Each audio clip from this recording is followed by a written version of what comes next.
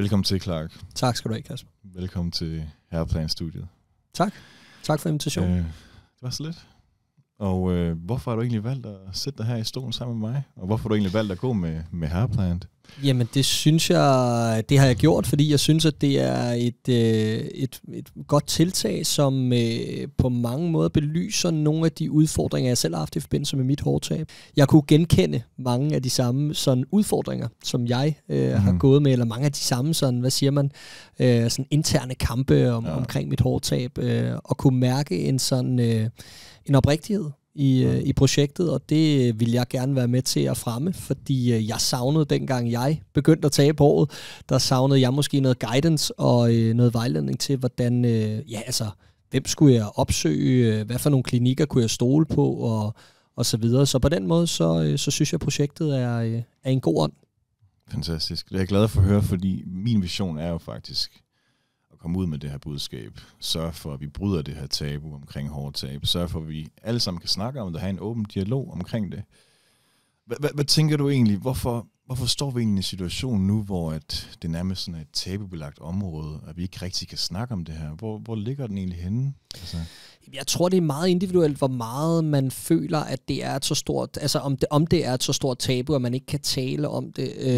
Det er jo en usikkerhed, som der er mange andre usikkerheder i den her verden. Som mænd har vi nogen, som kvinder har vi nogen, og fælles har vi også nogen. Og det er en af dem, som ligger på herresiden, og som jeg måske i hvert fald underkendte lidt, da jeg var yngre. Ikke tænkte så meget over, sådan er det jo, inden det for alvor begynder at gå galt. Og for mig startede det egentlig bare med nogle venskabelige drillerier, hister her. Nej, det kan jeg ikke. og det tror jeg, men det tror jeg ikke, at folk i mit netværk, eller folk, der var tæt på mig, sådan tænkte meget over, eller om det gjorde noget ved mig, og det gled også lidt af på overfladen. Men det var noget, jeg tænkte over. Lidt mere, end jeg egentlig burde, ikke? Ja. Og det synes jeg i sidste ende bare, endte med at sådan, blive sådan kastet på bunke, og til sidst så fyldte det så meget, så jeg følte, der skulle gøres noget ved det. Ja, selvfølgelig. Men altså, jeg kan godt genkende det til den situation, der jeg havde faktisk en oplevelse med en kammerat. Jeg havde gået i noget tid og tænkt, okay, mine tændinger, de var ligesom ved at ryge nordpå. Og jeg har ikke nævnt det over for nogen, jeg har ikke rigtig snakket med nogen om det, og så lige pludselig en dag, vi er på en cykeltur i Sydtyskland, og så nævner han, at hvor har du egentlig fået høje tændinger? Og det ramte mig bare smask. De der drillerier der, det kan godt være sådan, du ved, for folk, der har en god hårpagt, eller folk, der rent faktisk bare har klippet sig skalle, der var fuldstændig ligeglade, hvor meget hår man har på hovedet, kan det måske bare være sådan en sjov ting. Det er jo ret naturligt, at vi taber håret, ikke? Og det er jo en almindelig proces i livet, og det viser alle mulige undersøgelser også, at der er virkelig, virkelig, virkelig mange mænd, der gør. Og vi har jo kigget på vores forældre og forældres venner og alt muligt andet, der har gjort det og sådan noget, så det er jo ikke unormalt. Men alligevel så er der jo bare et eller andet i, at når du har en eller anden form for usikkerhed med nogle ting, det kunne også være mange andre ting, som nævnt indledningsvis, men så sidder det bare sådan personligt i en, ikke? Og det tror jeg, det tænker man jo heller ikke over som kammerat eller pårørende, ligesom det kan være med så mange andre ting. Man nævner for dem, som man ikke tænker over, hvad gør ved dem, ikke? Det er præcis, ja. Men det værste, tror jeg også, det var for mig, det var sådan, jeg vidste ikke, hvad jeg skulle gøre ved noget, hvad jeg skulle gøre ved det. Nej. Altså, jeg vidste bare, at mit hår var ved at falde af, og jeg begyndte rent faktisk at til dage på, okay, jeg har 2 år cirka, hvis jeg regner ud, hvor meget af hår jeg har tabt indtil videre. Så jeg har 2 år tilbage med hår på hovedet. Så skal jeg var begyndt at sådan tænke, okay, hvad skal jeg så lave efterfølgende? Okay. Fordi mit datingliv begyndte jeg sådan set at sætte en stopper for, fordi jeg var så nervøs for det her hårtab. Hvad med min karriere også? Ikke? Altså, hvad skulle jeg lave i fremtiden? Når jeg var skaldet, det påvirkede mig så meget. Men det tog jo cirka 3-4 år for mig at faktisk at finde den rigtige løsning. Altså, det var en lang periode. Havde du også det på samme måde, Clark? Jeg begyndte at undersøge nogle ting og kom til en konsultation hos et sted, som jeg havde opsøgt på Google, men igen, det var ikke noget, jeg kendte ikke nogen, der gik rundt med samme udfordringer som mig. Så det var sådan lidt noget, jeg sådan selv havde søgt frem, og uden at jeg egentlig vidste, om det var et godt sted, eller om det var noget, der var noget værd, og whatever. Og kom derind, og der fik jeg at vide, at jeg skulle nok vente et par år, fordi det var ikke meget, de kunne gøre for mig på nuværende tidspunkt. Jeg skulle tabe noget mere hår først, og det slog mig. Hvor gammel var du på det tidspunkt? Der har jeg været 28, tror jeg. 28. Det er også en tidlig alder at begynde at tage den beslutning. Ja, det kan man sige. I hvert fald få lavet en behandling, fordi at man vil immer væk på et eller andet tidspunkt tabe noget mere hår. Ja. Ja, men helt sikkert. Ja. Men det gik mig i hvert fald så meget på, så jeg åbenbart synes, at der skulle til at gøres noget ved det. Og jeg fandt så ud af, at efterfølgende, at der var muligheder i udlandet også, og kiggede på klinikker i Tyrkiet og alle mulige andre steder, og fandt noget der, hvor jeg begyndte at sådan overveje, skulle man virkelig gøre noget ved det? Og det var også mange penge, så jeg begyndte faktisk at spare op til det. Og i sidste ende, så var det en mavefornemmelse, der afgjorde, hvilken klinik jeg ligesom valgte. Og der savnede jeg jo bare noget guidance. Jeg savnede nogen, der tog mig i hånden og sagde, ved du hvad, det kender jeg sgu godt, og det har vi erfaring med igennem det og det, og sådan noget, og man ligesom føler sig tryg i den her proces. Lige præcis. Og det endte meget fint for mig, men jeg tror, der er mange derude, der måske har savnet, at der var noget mere sådan strømlignet i, jamen, det her meget, meget almindelige problem, hvad gør man ved det, når man bor i Danmark, ikke? Ja.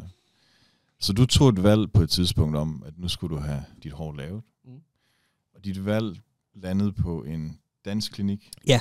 Hvorfor valgte du en dansk klinik frem for en tyrkisk klinik? Jamen, det var ud fra den samtale, jeg havde inde på den her klinik. Det var det samme sted, jeg var til den her konsultation hos først. Der tog jeg ind igen 2 år senere og havde dialog med den samme person. Og jeg tror bare, at den tryghed, den lille tryghed, der var i det, og den samtale og fornemmelse, jeg havde ud fra den anden samtale der, gjorde, at jeg følte mig tryggere end at tage til udlandet, hvor at jeg ikke kendte kirurger. Jeg kendte ikke muligheden for, hvis der nu gik noget galt, som jeg var meget nervøs for, eller noget, jeg ikke var tilfreds med, hvad så efterfølgende? Så skulle jeg tage ned til Tyrkiet og have en dialog den vej rundt og sådan noget.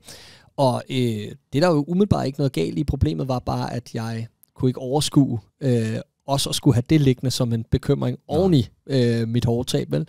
Så jeg valgte at gå med de trygge rammer og fik et fint resultat, men jeg havde bare savnet, at jeg var sådan i gode hænder i forhold til at træffe den bedste beslutning for mig på det tidspunkt, at det ikke var min mavefornemmelse, der skulle afgøre det. Lige præcis.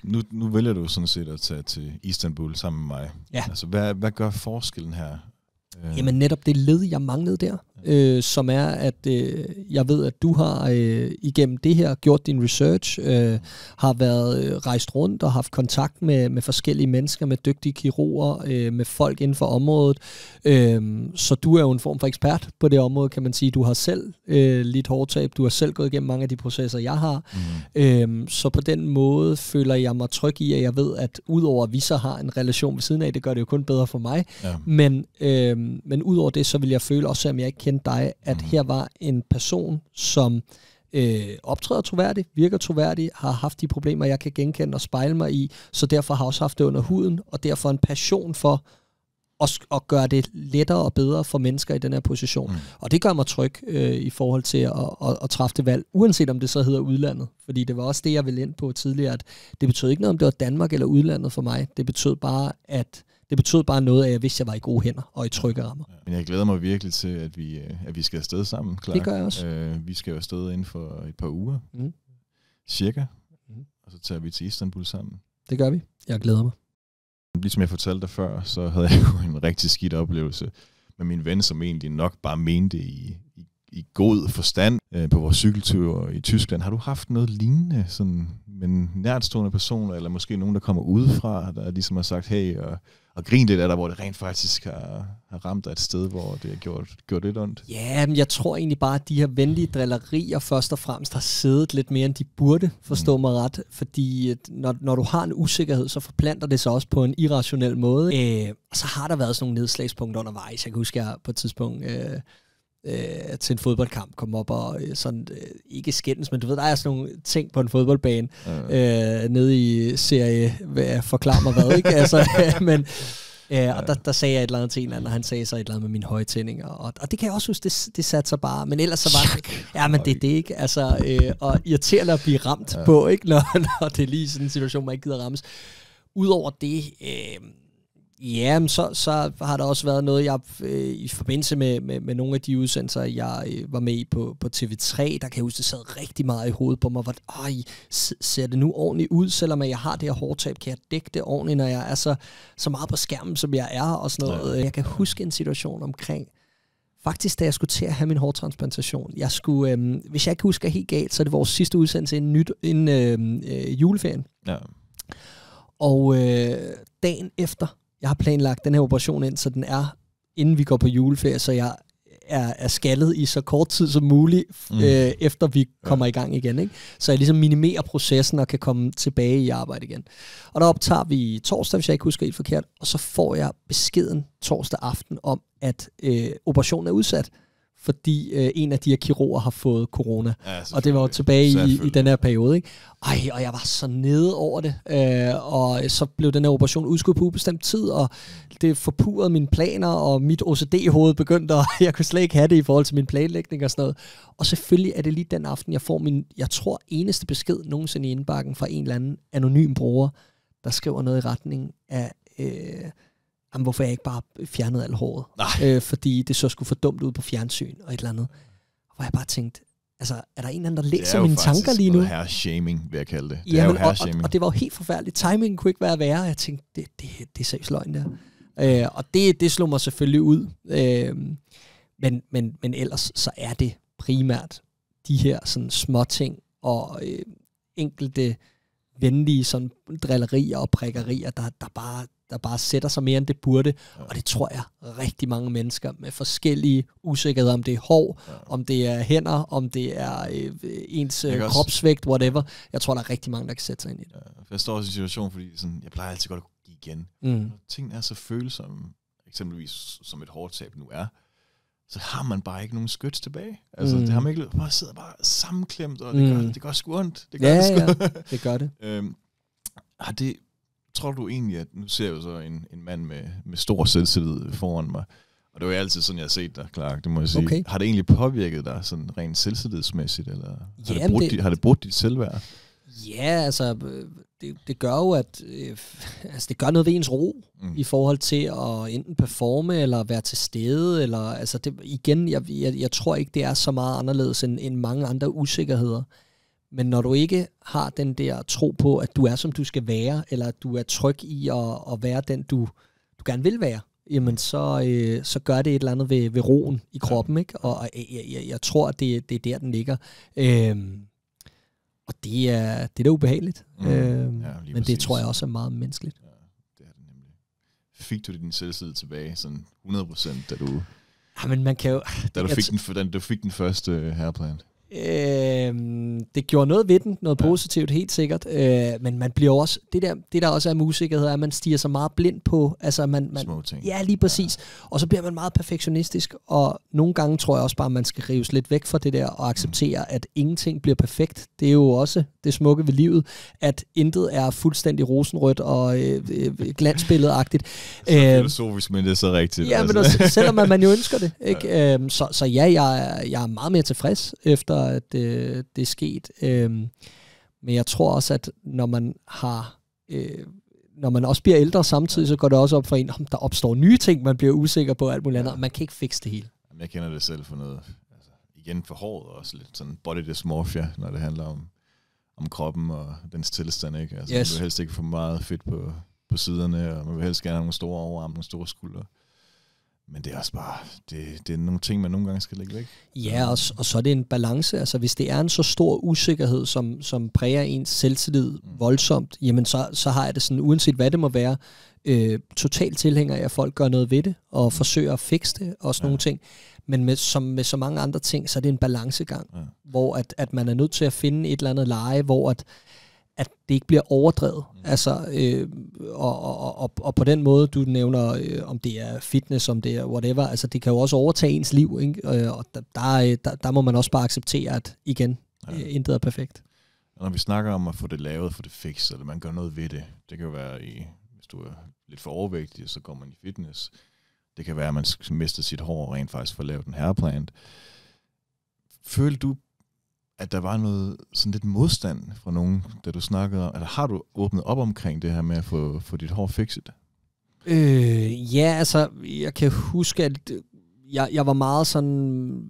Jeg var meget sådan utryg ved, hvordan jeg skulle takle det efterfølgende. Men valgte ligesom bare at sige det højt. Ja. Og valgte ligesom bare at gå til lige det. Efter? Ja. Okay. Ja. Og det handler også om, at jeg lavede et par udsendelser på tv, sådan regelmæssigt i den periode, og der ville blive stillet spørgsmål. På et eller andet tidspunkt. Om lige det var... hvorfor har du lige pludselig fået så flot en hårpragt? Ja, eller hvorfor er du lige pludselig helt korthåret, eller hvorfor det ene og det andet, og hvorfor er du ikke med i de næste 2 uger, fordi at jeg skulle opereres og sådan nogle ting. Så jeg tænkte bare, jeg prøver at møde det up front og håber, at det bliver vel modtaget, og jeg må bare sige, at modtagelsen har været kanon. Altså igen, de her usikkerheder, man sidder og har, og de her sådan nedslagspunkter, man måske ikke helt kan placere med nogen, der engang har sagt noget, som gjorde mere ondt, end det burde, eller whatever. Det er jo ikke virkeligheden. Det sidder jo op i hovedet på en som en usikkerhed og som et hak i selvtilliden. Men langt hen ad vejen, hvis man er åben og ærlig omkring sådan nogle ting og forklarer, hvorfor man har valgt at gøre det, så er der rigtig mange mennesker derude, der kan forstå det og er søde og rare og alt muligt andet. Og det har også hjulpet mig på vej til at kunne tale endnu mere om det. Og det er jo ikke fordi, det har ikke ødelagt mit liv, at jeg skulle have lavet mit hår. Det var bare ikke rart og skulle erkende. Nu skal du så igennem igen. Ja. Altså, det er jo også en stor beslutning. Hvordan kan det være, at du sådan... Jeg ser jo en flot hårpragt. Tak skal du have. Jeg ser noget flot hår. Du har en smuk hårlinje. Hvad der skal laves nu? Jamen, man kan sige, at udfordringen er, at jeg bruger rigtig meget tid på at sætte mit hår. Og kunne godt tænke mig, at det bare var mere i afslappede rammer. Så på den måde, jeg er begyndt at tage håret ind i midten. Første gang fik jeg lavet mine tændinger. Og nu er jeg begyndt at tage håret hele vejen ned gennem midten. Så jeg har det sådan, nu har jeg taget skridtet ud. Så nu tager jeg det andet skridt også. Og det er ikke fordi, jeg vil blive ved at fikse det her til jeg er 55. Jeg tager denne her anden omgang med, og så... har jeg tænkt mig at dyrke mine hårtransplantationer i forhold til at passe, altså bruge de rigtige præparater efterfølgende, som også gør, at man gør noget godt for sin hårvækst og sådan nogle ting. Og så er det, hvad det er derfra. Fantastisk. Men jeg må sige, at du har taklet det på en ret fed måde, synes jeg. At komme ud med det. Altså snakke om det. Altså det tog mig, jeg tror det tog mig 5. Altså jeg har jo først lige åbnet op omkring det. Ja. Med Hairplant har jeg valgt at sige, nu vil jeg gerne fortælle den her historie. Jeg synes, at folk har brug for at vide det. Og det synes jeg derfor, det var super fedt, at du rent faktisk har lyst til at åbne op omkring det. Og specielt når du er en offentlig person, som du er. Yeah. Så kæmpe cadeau til det. Jo, tak. Jeg ser mig jo ikke som meget anderledes end mange andre, der har problemet. Fordi en ting er, at man får beskeder måske fra folk, man ikke kender. Men jeg synes, at det er mindst lige så grænseoverskridende, at man skal forholde sig til det over for mennesker, man kender. Så på den måde tror jeg, at mange har det, eller mange, der sidder med problemet, har det præcis lige så svært, som jeg har haft det med det.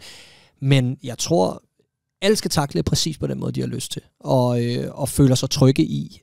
Men det har i hvert fald hjulpet mig at tale åben og ærligt om det, og jeg har fået en masse søde beskeder, også fra folk, jeg ikke kender, men også fra folk, jeg kender, der har været sådan nysgerrige på det, og også har siddet med samme problem, som jeg ikke har tænkt over, eller samme bekymringer omkring det, ikke? Og det synes jeg da bare er vildt fedt. Altså, det kan kun gavne noget, at vi får en åben dialog omkring det. Det kan løsne op for nogle usikkerheder. Jeg er rigtig glad for det. Det er også det, vi gerne vil have. Hvis du skal give et tip til en, der lider af et hårtab, hvad skal han så gøre? Hvordan skal han takle det? Jamen igen, det er så individuelt. Hvor stort et problem føler man, det er? Hvis det er et lige så stort problem, som du og jeg har følt, jamen så gør noget ved det. Tag fat i nogen, som du føler dig tryg ved, kan hjælpe dig på vej. Og her tænker jeg, at du er i hvert fald det bedste bud, jeg har mødt indtil videre. Men allierer dig med nogen, der kan guide dig i den rette retning, og føle, at du er tryg undervejs i processen om at få lavet dit hår. Og så mærk efter i forhold til, hvis du synes, at det skal være kun noget, du er inde over og ikke rager folk, jamen så hold tæt.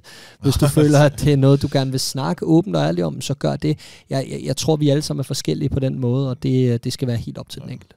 Men her har vi i hvert fald et lille forum, hvor vi rent faktisk kan snakke om det, så tag endelig fat i os, hvis I har brug for nogle fif og noget hjælp til hårtabet. Clark, du var jo igennem en behandling. For hvor lang tid siden er det nu? Det var i januar 21. 21. Hvordan var det egentlig, altså at være på Brixen? Mega problemfrit. Altså, jeg havde frygtet det, fordi jeg havde set billeder af, hvordan det ser sådan lidt makabert ud med de der sådan, små stik, man har inde i hovedbunden og sådan noget, men man er lokalbedøvet og bliver lokalbedøvet hele vejen igennem. Jeg mærkede ikke noget. Jeg lå og sov lidt undervejs, og så nogle gange lå jeg lidt på min telefon. 3 timer søvn der under behandlingen. Så det var helt fint. Det var kun til sidst, hvor som man også, nogle folk kender det fra tatoveringer, hvis man har ligget for længe under nålen, så kan man godt blive sådan et døse til sidst og sådan noget. Det blev jeg lige den sidste halve time, men ellers så var det helt problemfrit. Hvad med efterfølgende var det? Jeg havde lidt kløe i hovedbunden sådan i nogle dage efter. Det var det værste. Ingen smerter som sådan. Jeg havde bare lidt irritation. Der kan jo komme, for nogen kan der komme en hævelse efter behandling. Ja, men det tror jeg faktisk ikke, jeg fik. Det gik relativt problemfrit, og det helede faktisk langt hurtigere, end jeg troede. Altså selve sårene og sådan noget, så jeg så sådan forholdsvis normal ud en uge efter. Men så er der jo bare, så er man jo bare utålmodig, så vil man gerne have, at håret vokser ud og sådan noget. Og det tager bare den tid, det tager. 6 måneder, 6-12 måneder, så har du din nye hårpragt. Præcis. Hvornår begyndte du at se resultater? Jamen, det gjorde jeg ret hurtigt faktisk. Jeg tror allerede efter en 3-4 måneder begyndte det sådan at være tydeligt. Men det er rigtigt, altså før det var sådan fuldt vokset ud, og jeg kunne sådan mærke effekten af det, der gik 9 måneder, 8-9 måneder. Stærkt. Og ja, jeg var jævnt tilfreds. Fantastisk. Du er ret meget tilknyttet til fodboldverdenen, må man sige, Clark. Vi ser jo også en ret stor stigning i fodboldspillerne rent faktisk gør noget ud af sig selv, og gerne vil have smukt hår på banen. Hvordan kan det være, at der er, hvad kan man kalde det, så stor forfængelighed blandt fodboldspillere i den moderne verden? Jamen, jeg tror netop, det er den moderne verden, der er kodeordet her, fordi det handler jo om, at i gamle dage var tingene ikke lige så eksponeret. Man var ikke lige så meget på skærmen, på sociale medier rundt omkring, forskellige klip, der kører på alle platforme. Og så på den måde er man bare mere i fokus. Og det tror jeg også, fodboldspillerne er en del af. En anden ting er så, at de ved siden af tjener en masse vis af penge, og også har sponsorater ud over det, også med skønhedsprodukter og alt muligt andet, som gør, at de jo er stjerner på en anden måde, og gør, at de gerne vil optræde med et kosmetisk rigtig fint look. Men derudover tror jeg også bare, at vi kan zoome det sådan lidt ud af fodboldverdenen og sige, generelt er vi jo som mennesker mere eksponeret. Altså, vi bliver set i større grad på sociale medier, vi optræder på vores egne vægge, på venners, på alt muligt, og i den sammenhæng tror jeg bare, at vi er blevet mere forfængelige, og vi er blevet mere sådan ops på, hvordan vi ser ud. At den udvikling så er super ærgerlig, er til en helt anden dag, og noget vi kan snakke. Og det kan du ikke så godt. Du kan bedre lide den traditionelle hårdhed på. Nej, men jeg synes bare, at ikke på fodboldbanen, ikke nødvendigvis, men jeg synes jo bare, det er ærgerligt, at det skaber nogle usikkerheder hos mennesker, som måske ikke er så, altså i bund og grund helt rationelt ikke er så vigtige, og ikke burde fylde så meget, som de gør. Men det er nu engang sådan der, og det gør også bare, at man er mere ops på. I min optik, det står for helt egen regning, men hvordan man ser ud, og hvordan andre synes, man ser ud. Jeg kan nemlig huske, at jeg har været kæmpe fan af Messi. Det er der ingen hemmeligheder i.